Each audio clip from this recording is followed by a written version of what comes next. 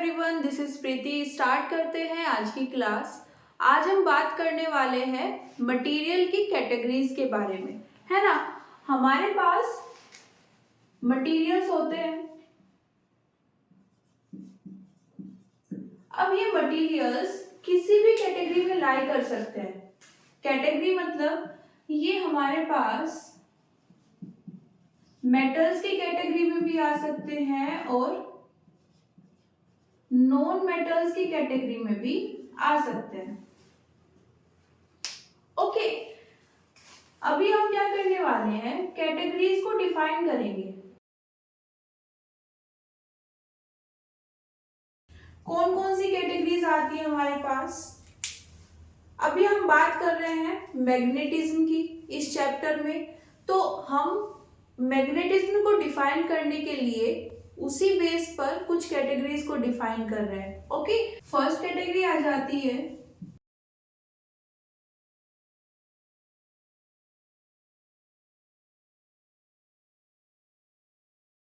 Diamagnetic materials. Second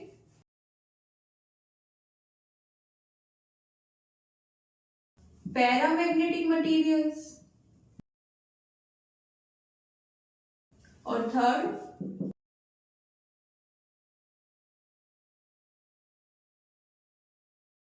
ferromagnetic materials. Okay, तो हमने यहाँ पर हर तरह के मटेरियल को रखा है, वो चाहे फिर मेटल हो या फिर नॉन मेटल। ओके, और उसको हम कैटेगराइज कर रहे हैं किस बेस पर, उनका जो मैग्नेटिज्म है ना, उसके बेस पर हम उनको कैटेगराइज करना चाहते हैं। तो हमारे पास ये तीन कैटेगरीज आती हैं, डायमैग्नेटिक मटेरियल्स, फेरोमैग्नेटिक मटेरियल्स और पैरामैग्नेटिक मटेरियल्स। लास्ट क्लास में देखा था, कैपिटल एम से डिनोट कर रहे थे और प्रोनाउंस कर रहे थे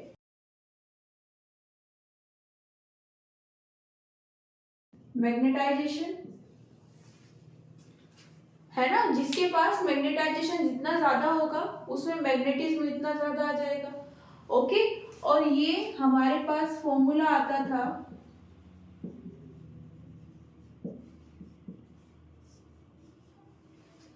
जो भी हम मटेरियल ले रहे हैं या जो भी हमारे पास सैंपल है जिसको हम स्टडी कर रहे हैं, उसका नेट डायपोल मोमेंट पर वॉल्यूम। ओके, तो ये हमारे पास नेट डायपोल मोमेंट था उसका। तो अगर ये ज्यादा है तो ये भी ज्यादा होगा, है ना। और अगर ये ही कम है तो ये भी कम हो जाएगा।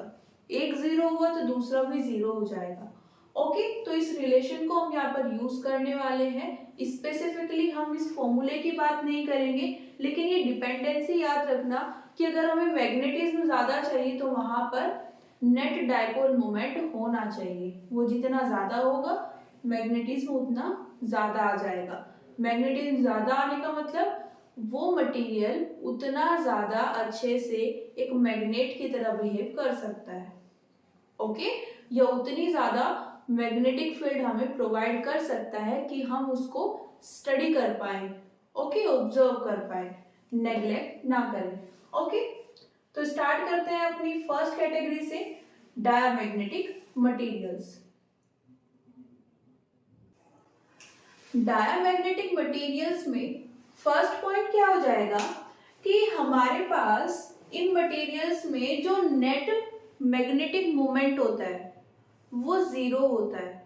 ओके, अगर हमारे पास एक डायामैग्नेटिक मटेरियल है और वहां पर अभी कोई भी एक्सटर्नल मैग्नेटिक फील्ड प्रेजेंट नहीं है, तो वहां पर हमारे पास उस मटेरियल के लिए जो नेट मैग्नेटिक मोमेंट आएगा वो कितना आएगा, जीरो। यहाँ पर जो एटम्स होंगे वो कुछ इस तरह से सिचुएटेड होंगे कि जो नेट डायपोल मोमेंट आ रहा है वो कितना हो जाएगा, जीरो। और इसका जीरो होने का मतलब मैग्नेटाइजेशन जीरो है ना। मतलब मटेरियल में थोड़ा सा भी मैग्नेटिज्म नहीं है, थोड़ा सा भी मैग्नेटिक फील्ड वो प्रोड्यूस नहीं कर सकता। ओके, लेकिन अगर हमने इसको एक्सटर्नल मैग्नेटिक फील्ड में रख दिया तब बिहेवियर चेंज हो जाएगा। कैसे चेंज होगा? देखिए, यहाँ पर एक नॉन जीरो मैग्नेटिक मोमेंट हमें मिल जाएगा। मतलब जो मटेरियल के अंदर एटम्स थे, पहले उनका सबका डायपोल मोमेंट इस तरह से अरेंज था कि आपस में वो सब मिलकर उसको जीरो बना दे रहे थे। अभी क्या हुआ, एक्सटर्नल मैग्नेटिक फील्ड के आने से वो सब डायपोल मोमेंट है ना इस तरह से अरेंज हुए कि हमें एक नॉन जीरो मैग्नेटिक मोमेंट मिल गया। हो सकता है ज्यादा ना हो, कम वैल्यू हो, लेकिन हाँ नॉन जीरो वैल्यू है, ये पता है। ओके, अब यहाँ पर सेकेंड पॉइंट क्या आता है नोटिस करने वाला कि डायपोल मोमेंट तो आ गया नॉन जीरो, लेकिन आया किस डायरेक्शन में? एक्सटर्नल मैग्नेटिक फील्ड की ऑपोजिट डायरेक्शन में। ओके, देखो ये थोड़ा स्ट्रेंज बिहेवियर है, क्योंकि हमने देखा था कि हम कभी भी किसी भी मटेरियल को कहाँ पर रखें, जैसे हम कोई मैग्नेट ले रहे थे या फिर किसी सर्कुलर लूप को ले रहे थे जिसमें करंट फ्लो हो रही थी, है ना, उसको हम एक्सटर्नल मैग्नेटिक फील्ड में रखते हैं तो वहां पर टॉर्क आ जाता है, और वो टॉर्क क्या करता है, उस ऑब्जेक्ट को रोटेट कराता है। ओके, किस लिए कि जो उसका डायपोल मोमेंट है मैग्नेट का या सर्कुलर करंट कैरिंग लूप का, वो किसकी डायरेक्शन में आ जाए, एक्सटर्नल मैग्नेटिक फील्ड की। ओके, यहाँ पर क्या हो रहा है, एक्सटर्नल मैग्नेटिक फील्ड के आने से जो मैग्नेटिक डायपोल मोमेंट है उनकी डायरेक्शन तो चेंज हुई, लेकिन वो सब कैसे अरेंज हो गए, in the opposite direction of the magnetic field. और इसके आने से क्या होगा, जो मटेरियल है ना उसमें मैग्नेटिज्म तो आएगा, वो मैग्नेट की तरह बिहेव तो करेगी, लेकिन कैसे, एक्सटर्नल मैग्नेटिक फील्ड को रिपेल करेगी। नॉर्मली क्या होता है, जैसे कोई भी आयरन है या दो मैग्नेट है, हम उनको आपस में मतलब एक दूसरे के पास लेके आते हैं तो एक दूसरे को अट्रैक्ट करती है ना, यहाँ पर रिपेल होगा। ओके, ये किसकी बात हम कर रहे हैं, डायमैग्नेटिक मटेरियल की। नेक्स्ट क्या आता है, अभी तक तो हम किसकी बात कर रहे थे, एक्सटर्नल फील्ड है और वो यूनिफॉर्म है, मतलब हमने जो स्पेस लिया है, जो रीजन हम ले रहे हैं, उसमें किसी भी पॉइंट पर चेक कर लो, मैग्नेटिक फील्ड की डायरेक्शन और मैग्नीट्यूड दोनों सेम है।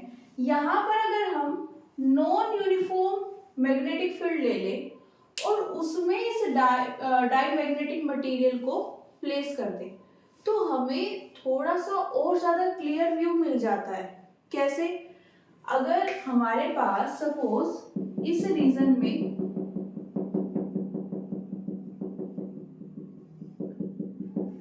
स्ट्रॉन्ग मैग्नेटिक फील्ड है और इस रीजन में कैसी है,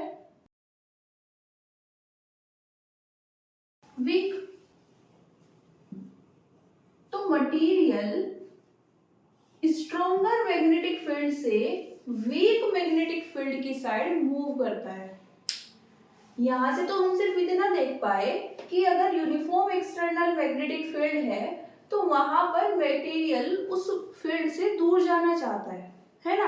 अगर हमने उसको एक ऐसी कंडीशन में डाल दिया कि कहीं पर ज्यादा मैग्नेटिक फील्ड है और कहीं पर कम, तो वो क्या करेगा, अब वो स्ट्रॉन्गर से वीक वाली मैग्नेटिक फील्ड की साइड मूव करना स्टार्ट कर देगा। ओके, नेक्स्ट पॉइंट में क्या होता है, हमने जब मटेरियल को एक्सटर्नल मैग्नेटिक फील्ड में रखा तो मटेरियल में जो एक्सटर्नल मैग्नेटिक फील्ड की लाइंस थी वो फ्लो होना चाहिए, है ना। देखो, अगर हमारे पास कोई रीजन है और वहां से कुछ मैग्नेटिक फील्ड लाइंस क्रॉस हो रही है ना, पास हो रही है, तो अगर हमने यहाँ पर कोई मटेरियल रख दिया तो मैग्नेटिक फील्ड लाइंस तो उनसे भी पास होना चाहेंगी ना। और एक पॉइंट और नोट कीजिए, यहाँ पर जितनी ज्यादा मैग्नेटिक फील्ड लाइंस पास हो सकती हैं वो मटेरियल उतना ज्यादा या उतना इजीली मैग्नेट बन सकता है। और यहाँ पर ये कनेक्ट हो जाता है परमिएबिलिटी से। जिस मटेरियल की परमिएबिलिटी जितनी ज्यादा होगी उससे उतना ज्यादा easily magnetic field lines pass हो जाएगी। जब हम बात करते हैं डायमैग्नेटिक मटेरियल्स की तो इनकी परमिएबिलिटी बहुत ज्यादा कम होती है। ओके, इसको परमिएबिलिटी बोलते हैं और इन मटेरियल्स की परमिएबिलिटी बहुत ज्यादा कम होती है और उसी का रिजल्ट हम यहाँ पर देख सकते हैं कि हमने इस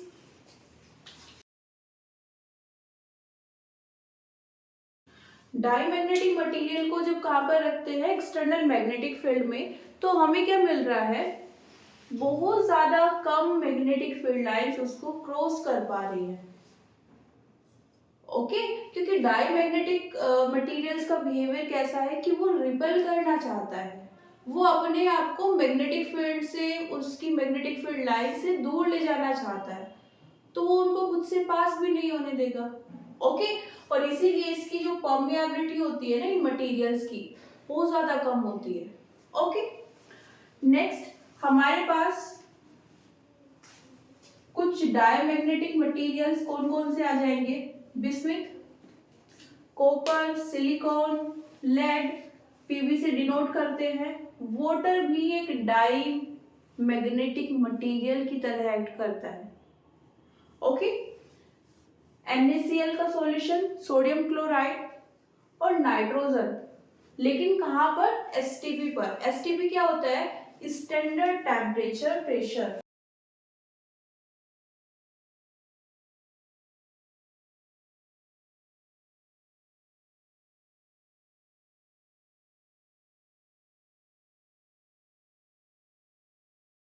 स्टैंडर्ड टेम्परेचर कितना होता है, 0 डिग्री सेल्सियस, और स्टैंडर्ड प्रेशर कितना होता है, 1 एटमॉस्फेयर। जब ये सिचुएशन होती है और इस सिचुएशन पर हम नाइट्रोजन को लेकर आते हैं, तब वो किसकी तरह बिहेव करती है, डाईमैग्नेटिक मटेरियल की तरह बिहेव करती है। ओके, अब यहाँ पर नॉन मेटल्स की भी बात कर लेते हैं। ओके, नॉन मेटल्स में फॉर एग्जांपल हम रबर की बात कर लेते हैं। रबर में हम अगर उसको कैटेगराइज करें तो वो किस में आएगी, डायमैग्नेटिक मटेरियल्स में। लेकिन अगर हम इसका बिहेवियर देखना चाहे, जैसे हमने अभी बोला कि यहाँ पर जो मटेरियल्स होंगे डायमैग्नेटिक मटेरियल्स, वो अपोज करते हैं, वो दूर जाना चाहते हैं, तो हमें देखने से ऐसा लगेगा कि अगर यहाँ पर कोई मैग्नेटिक फील्ड है, ये हमारा मटेरियल है, तो इससे ऑपोजिट डायरेक्शन में मूव कर रहा है ना। लेकिन जब हम बात करते हैं नॉन मेटल्स की, जैसे रबर हो गई, तो होते तो ये डाईमैग्नेटिक मटेरियल ही है, लेकिन इनमें डाईमैग्नेटिज्म भी बहुत ज्यादा कम होता है, तो ये वाला बिहेवियर नॉर्मली हमें देखने को नहीं मिलता। ओके, हम कितनी भी स्ट्रॉन्ग मैग्नेटिक फील्ड में उनको रख दे, हम ये नोटिस नहीं कर पाएंगे कि वो उस मैग्नेटिक फील्ड से दूर जा रही है। ओके, बात कर लेते हैं किसकी, मैग्नेटिक ससेप्टिबिलिटी की। यहाँ पर जो मैग्नेटिक ससेप्टिबिलिटी है ये नेगेटिव होती है। ओके, 0 से कम है और कहाँ तक है, -1 to 0। ओके, तो यहाँ पर हम इसको बोल सकते हैं, यहाँ पर जो ये मैग्नेटिक ससेप्टिबिलिटी है ये कैसी होती है, नेगेटिव। ओके, तो डाईमैग्नेटिक मटेरियल्स के लिए काई नेगेटिव होती है। ओके, नेगेटिव होने का मतलब क्या है, देखो काई क्या होती है कि आप कितना इजीली किसी मटेरियल को मैग्नेटाइज कर सकते हो। ओके, अब क्योंकि ये नेगेटिव है, वैल्यू काफी ज्यादा कम है, दैट्स मीन मैग्नेटाइज करना लगभग डिफिकल्ट है। ओके, तो यहाँ पर जो ये काई होता है, और नेक्स्ट है हमारे पास रिलेटिव परमिएबिलिटी। इससे पहले हमने अभी देखा परमिएबिलिटी, तो परमिएबिलिटी बोलो या रिलेटिव परमिएबिलिटी बोलो, दोनों का मतलब लगभग सेम होता है। ये आपको बताएगा कि किसी भी पर्टिकुलर मटेरियल से आप मैग्नेटिक फील्ड लाइंस को पास करा सकते हो या नहीं।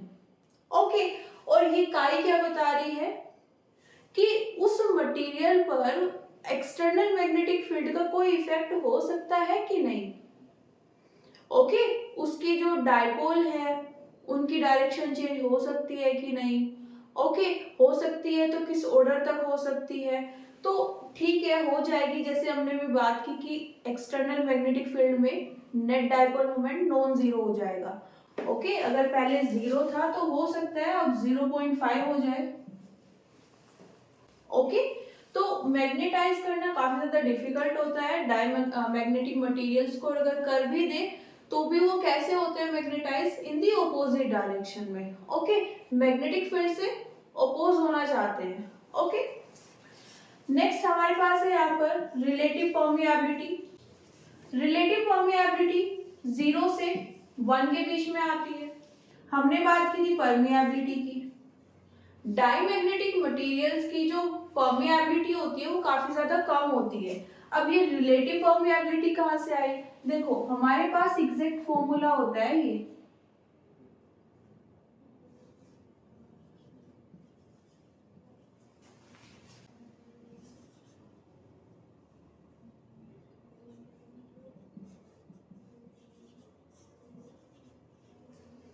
आप यहाँ पर जब इसकी बात करते हैं तो ये परमियाबिलिटी है किसी पर्टिकुलर मटेरियल की। ओके, और ये परमियाबिलिटी है किसकी, एयर या फिर वैक्यूम की। ओके, अगर इससे ज्यादा ये है, किसी मटेरियल की परमियाबिलिटी से ज्यादा किसकी वैल्यू है, एयर या फिर वैक्यूम की, देन यहाँ पर जो रिलेटिव परमियाबिलिटी है वो भी कैसी आएगी, कम आएगी। और कितनी कम आएगी, नेगेटिव तो नहीं होगी, 0 to 1। ओके, और इसी से हम क्या बोल सकते हैं कि यहाँ पर नेक्स्ट हमारे पास आता है टेम्परेचर। जब हम मटेरियल की बात करते हैं तो टेम्परेचर की बात करना भी काफी ज्यादा जरूरी हो जाता है। ऐसा ना हो कि टेम्परेचर के कारण कोई मटेरियल अपनी कैटेगरी चेंज कर ले, है ना, कि है तो किसका, पैरामैग्नेटिक मटेरियल का टाइप है, उस कैटेगरी में लाई करता है, लेकिन बन कैसा गया है, फेरोमैग्नेटिक। ओके, या फेरोमैग्नेटिक एक ऐसा बन गया है पैरामैग्नेटिक, किसकी वजह से, टेम्परेचर की वजह से। तो जब हम किसकी बात करते हैं, डाईमैग्नेटिक मटेरियल्स की, वो कंप्लीटली अनअफेक्टेड होते हैं किससे, टेम्परेचर से। कोई भी मटेरियल ले लो आप, कितना भी टेम्परेचर कर दो, उसकी ये प्रॉपर्टीज चेंज नहीं होगी। बात करें मैग्नेटिक ससेप्टिबिलिटी की, इंडिपेंडेंट होती है टेम्परेचर से। इसकी बात करें तो ये भी इंडिपेंडेंट होते हैं। ओके, तो यहाँ पर ये कंप्लीटली अनअफेक्टेड रहता है टेम्परेचर से। अब देखो, डाईमैग्नेटिक मटेरियल्स की जब हम बात करते हैं तो एक कैटेगरी आती है सुपर कंडक्टर्स की। सुपर कंडक्टर्स क्या होते हैं वो भी देख लेते हैं एक बार। कुछ डाईमैग्नेटिक मटेरियल्स को अगर हम कूल करें, है ना, उनका जो टेम्परेचर है उसको काफी ज्यादा कम कर दें, ओके, तो वहां पर वो मटेरियल्स कन्वर्ट हो जाते हैं सुपर कंडक्टर्स में। ओके, उनमें जो डाईमैग्नेटिज्म होता है वो परफेक्ट हो जाता है। परफेक्ट मतलब अपने पीक पर होता है। अभी हमने बोला डाईमैग्नेटिज्म क्या है, डाईमैग्नेटिक मटेरियल्स को जब हम एक्सटर्नल मैग्नेटिक फील्ड में रखेंगे तो वो मैग्नेटिक फील्ड को रिपेल करते हैं, है ना। ये जो रिपल्शन है ना, ये अपनी पीक पर होता है जब हम किसकी बात करते हैं, सुपर कंडक्टर्स की। ओके, यहाँ पर अगर हम बात करें फील्ड लाइंस की, जैसे हमने अभी देखा था कि हमारे पास एक डाईमैग्नेटिक मटेरियल था, ओके, और उसके आसपास से मैग्नेटिक फील्ड लाइंस क्रॉस हो रही थी, कुछ उसके बीच से भी पास हो रही थी। जब हम बात करते हैं सुपर कंडक्टर्स की, तो कोई भी फील्ड लाइन इसको क्रॉस नहीं कर पाएगी। ओके, तो इसीलिए मैंने बोला जो डाईमैग्नेटिक मटेरियल्स का बिहेवियर होता है ना, वो सेम बिहेवियर शो करेंगे सुपर कंडक्टर्स, लेकिन सब अपने पीक लेवल पर होंगे। मैग्नेटिक फील्ड लाइंस को पास नहीं होने देना है तो बिल्कुल भी पास नहीं होगी। मैग्नेटिक फील्ड को रिपेल करना है तो एकदम पीक पर जाकर रिपेल करेंगे, बहुत ज्यादा, है ना। उसको आप देख भी सकते हो कि हाँ यहाँ पर रिपल्शन हो रहा है। बात करें काई की, हमने बोला था कि ये नेगेटिव टू जीरो रह सकती है ना, डायमैग्नेटिक मटेरियल्स में। जैसे जैसे आप डिफरेंट डिफरेंट डाई मटेरियल की बात करोगे वैसे वैसे काई की वैल्यू कैसी हो जाएगी, चेंज हो जाएगी। लेकिन कहाँ पर लाई करेगी, नेगेटिव टू जीरो के बीच में। अब यहाँ पर जब हम किसकी बात कर रहे हैं, सुपर कंडक्टर की, एग्जैक्टली -1 होगी। बात करें रिलेटिव परमिएबिलिटी की, ओके, हमने अभी बोला था कि वो कहाँ 1 से 0 के बीच में लाई करेगा, नेगेटिव तो नहीं होगा बट 1 से 0 के बीच में लाई करेगा। सुपर कंडक्टर्स में ये 0 हो जाएगी, ओके। तो यहाँ पर ये 0 होने का मतलब क्या है, मटेरियल की परमिएबिलिटी ही 0 हो जाएगी। कैसे, अभी तो फॉर्मूला देखा, म्यू आर किसके इक्वल होता है, mu by mu naught, okay. और ये जो पूरा फिनोमेना होता है कि हमने किसी डाईमैग्नेटिक मटेरियल को लिया और उससे हमने किससे क्या बना दिया, सुपर कंडक्टर बना दिया उसको। ये जो फिनोमेना है इसको हम क्या बोलते हैं, मेजनर इफेक्ट। मेजनर एक साइंटिस्ट थे, ओके, जिन्होंने इस इफेक्ट के बारे में बताया था, इसीलिए इसको नाम दे दिया गया मेजनर इफेक्ट, है ना। उन्होंने फर्स्ट टाइम सुपर कंडक्टर्स के बारे में बताया था, ओके। तो ये हमारे पास होते हैं सुपर कंडक्टर्स। अब जितने भी सुपर कंडक्टर्स होंगे वो सब डायमैग्नेटिक मटेरियल के बने होते हैं, ओके। लेकिन इसका मतलब ये नहीं है जितने भी डायमैग्नेटिक मटेरियल है वो सब सुपर कंडक्टर बन सकते हैं, ओके।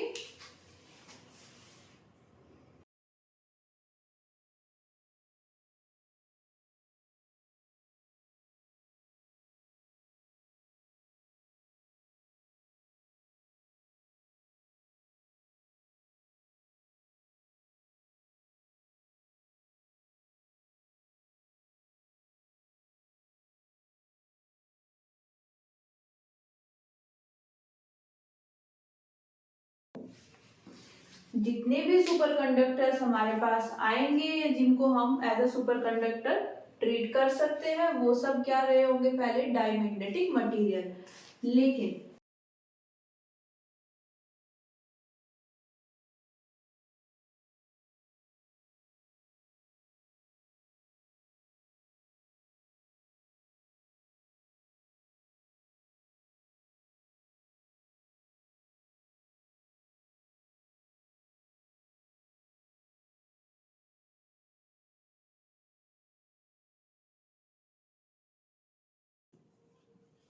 लेकिन इसका मतलब ये नहीं है कि जितने भी डायमैग्नेटिक मटेरियल है उन सबसे आप क्या बना दोगे, सुपर कंडक्टर्स, ओके।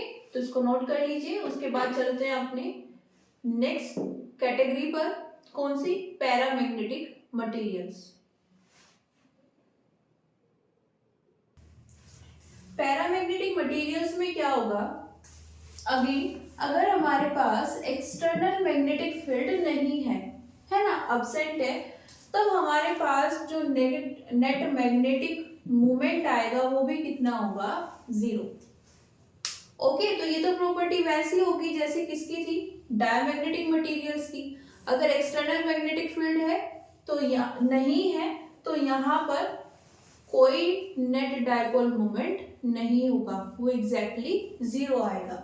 लेकिन अगर हमने यहाँ पर एक्सटर्नल मैग्नेटिक फील्ड को अप्लाई कर दिया और टेम्परेचर को कैसा रखा, लो, तो यहाँ पर जो मटेरियल है उसमें जो एटम्स आएंगे उनके जो अपने डायपोल मोमेंट होंगे वो उसको इस तरह से अरेंज कर देंगे कि नेट डायपोल मोमेंट कैसा आए, नॉन जीरो।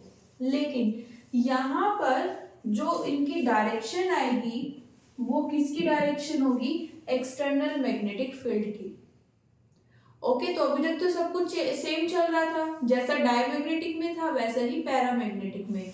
अगर आपके पास कोई मटेरियल है वो चाहे डायमैग्नेटिक हो या फिर पैरामैग्नेटिक, वहां पर अगर एक्सटर्नल मैग्नेटिक फील्ड नहीं है तो नेट डायपोल मोमेंट कितना रहता है, 0।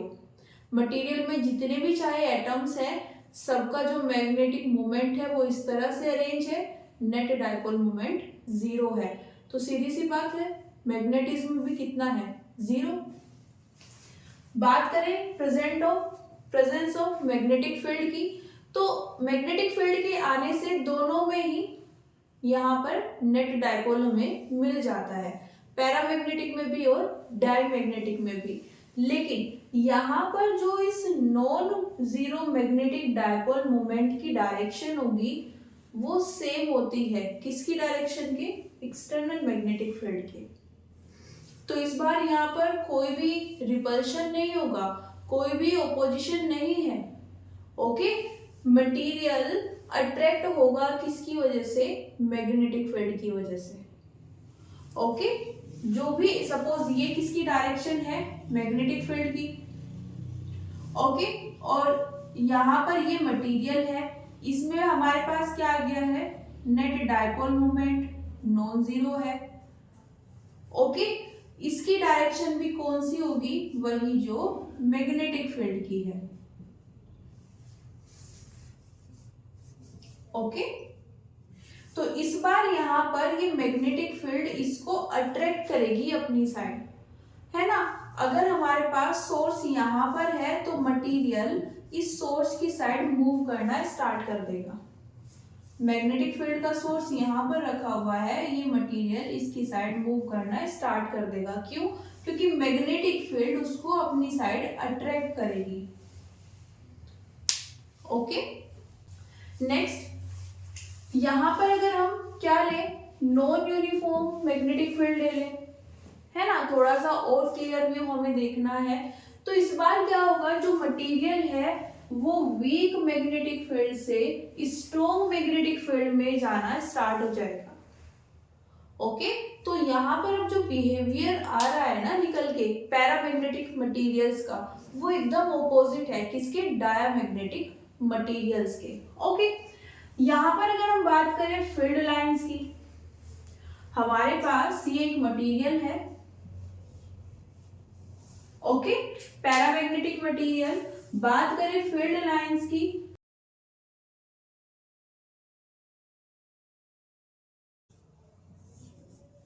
मैक्सिमम फील्ड लाइंस कहां से जाएंगी, मटेरियल से पास होके जाएंगी। पहले जो हमने मटेरियल बनाया था डायमैग्नेटिक, उसमें हमने सिर्फ एक मैग्नेटिक फील्ड लाइन को शो किया था, है ना, क्योंकि वो मटेरियल ऐसा था, उसकी प्रॉपर्टीज वैसी थी, बिहेवियर वैसा था कि वो अपने से मैग्नेटिक फील्ड लाइन को क्रॉस ही नहीं होने दे रहा था। बट यहाँ पर ऐसा नहीं है, ठीक है, उसकी कंपैरिजन में बहुत ज्यादा magnetic field lines paramagnetic material से क्रॉस हो सकती हैं। और हमें पता है कि मैग्नेटिक फील्ड लाइंस का होना मतलब मैग्नेटिक फील्ड का होना। तो अगर यहाँ पर मैग्नेटिक फील्ड लाइंस प्रेजेंट हैं, पास हो रही हैं, कहाँ से, मटेरियल के अंदर से, दैट्स मीन वहां पर मैग्नेटिज्म भी आ चुका है। ओके, जितनी ज्यादा मैग्नेटिक फील्ड लाइंस होंगी उतना ज्यादा यहाँ पर हमें क्या देखने को मिल जाएगा, मैग्नेटिज्म, या फिर सीधा सीधा बोल सकते हैं मैग्नेटिक फील्ड। ओके, मतलब मटेरियल में अपनी खुद की मैग्नेटिक फील्ड प्रोड्यूस होना स्टार्ट हो जाएगी। ओके, और वो भी किस डायरेक्शन में, सेम डायरेक्शन में। नेक्स्ट बात करें कुछ एग्जांपल्स की, तो यहाँ पर एल्युमिनियम आ जाता है, सोडियम, कैल्शियम, ऑक्सीजन। लेकिन ऑक्सीजन, जैसे हमने नाइट्रोजन की बात की थी, ये एसटीपी में होगा, 0 डिग्री सेल्सियस टेम्परेचर होना चाहिए और 1 एटमॉस्फेयर प्रेशर। ओके, साथ में यहाँ पर कॉपर क्लोराइड भी आ जाता है। ओके, वो भी किसकी तरह बिहेव करेगा, पैरामैग्नेटिक मटेरियल्स की। ओके, इसको नोट कर लीजिए। यहाँ पर बात करें मैग्नेटिक ससेप्टिबिलिटी की, तो ये पॉजिटिव होगी। ओके, डायमैग्नेटिक मटेरियल्स में नेगेटिव हो सकती थी, 0 से 1 के बीच में लाई करती थी। अभी ये 0 से एप्सिलॉन के बीच में लाई करेगी। एप्सिलॉन कोई भी कांस्टेंट वैल्यू होगी पॉजिटिव। ओके, अब यहाँ पर बात करें किसकी, परमिएबिलिटी की, तो परमिएबिलिटी भी ग्रेटर देन 1 हो जाएगी और किससे छोटी होगी, 1 प्लस एप्सिलॉन। ओके, एप्सिलॉन यहाँ पर अगेन कांस्टेंट वैल्यू है और ये पॉजिटिव वैल्यू है। ओके, इक्वल्स टू 1 भी हो सकता है और ग्रेटर देन 1 भी हो सकता है। बात करें किसकी, परमिएबिलिटी की, ये हमारे पास ग्रेटर देन 1 आ रही है, दैट्स मीन यहां पर permeability of material will be greater than permeability of air और vacuum, इससे ज्यादा ये हो जाएगी।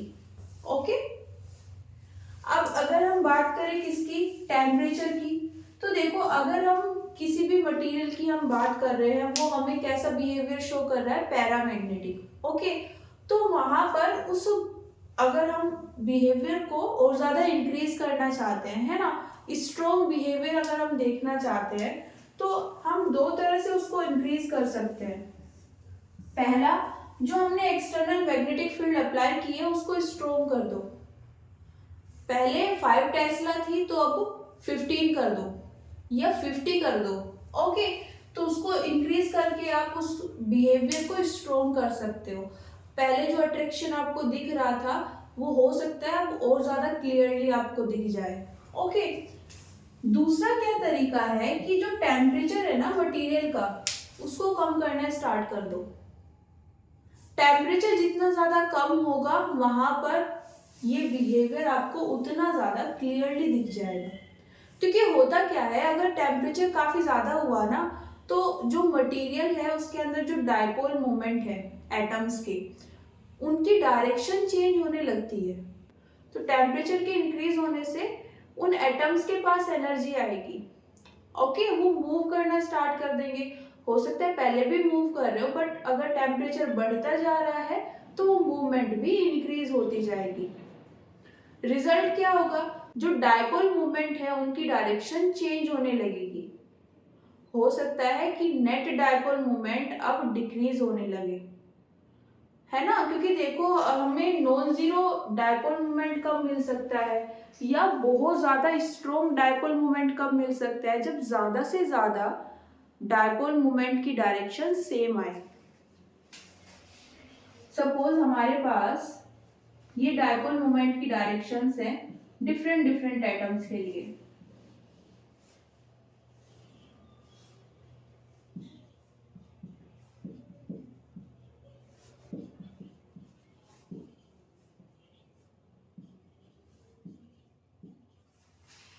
रैंडमली है। अब आप यहाँ पर 10⁻22 एटम्स लो या उससे ज्यादा, सब इस तरह से रैंडमली यहाँ पर प्लेस है। आपने क्या किया, टेम्परेचर को इंक्रीज करना स्टार्ट किया, तो इनकी रैंडमनेस और ज्यादा बढ़ जाएगी। और अगर पहले आपको नॉन जीरो या जीरो के आसपास कुछ डायपोल मूवमेंट मिल भी रहा था, तो अब क्या पॉसिबिलिटी है कि अब वो भी नहीं रहेगा।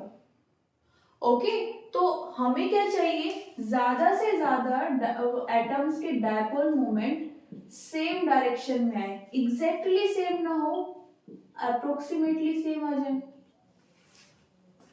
है ना, इतना भी चल जाएगा। ओके, इनके आने से क्या होगा, ये जो डायपोल मूवमेंट है उसकी वैल्यू इंक्रीज होने लगेगी, मैग्नेटाइजेशन इंक्रीज होने लगेगा, और जो पैरामैग्नेटिक बिहेवियर है ना, मैग्नेटिक फील्ड उनको अट्रैक्ट कर रही है, वो आप क्लियरली देख पाओगे। ओके, तो यहाँ पर इसीलिए बोला जाता है कि अगर आप टेम्परेचर को डिक्रीज कर रहे हो, क्या होगा, पैरामैग्नेटिक बिहेवियर इंक्रीज होना स्टार्ट हो जाएगा।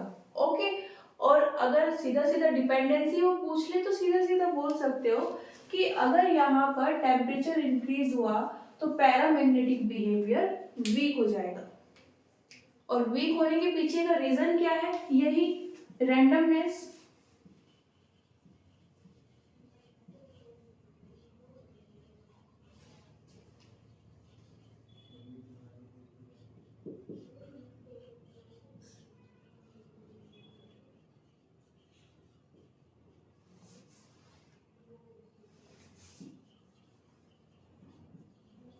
जो हमारे पास एटम है वो अब रैंडमली सिचुएटेड होंगे और उनकी जो डायपोल मूवमेंट है उनकी डायरेक्शन भी रैंडम होगी। ओके, तो वहां पर अगर हमें कोई फिक्स डायरेक्शन नहीं मिल रही है तो हमें मैग्नेटाइजेशन नहीं मिल पाएगा, ये बिहेवियर वीक हो जाएगा। ओके, नोट कर लीजिए इसको। तो आज के लिए इतना ही, मिलते हैं नेक्स्ट क्लास में जिसमें हम बात करने वाले हैं फेरोमैग्नेटिक मटेरियल्स के बारे में। So thank you everyone, see you soon.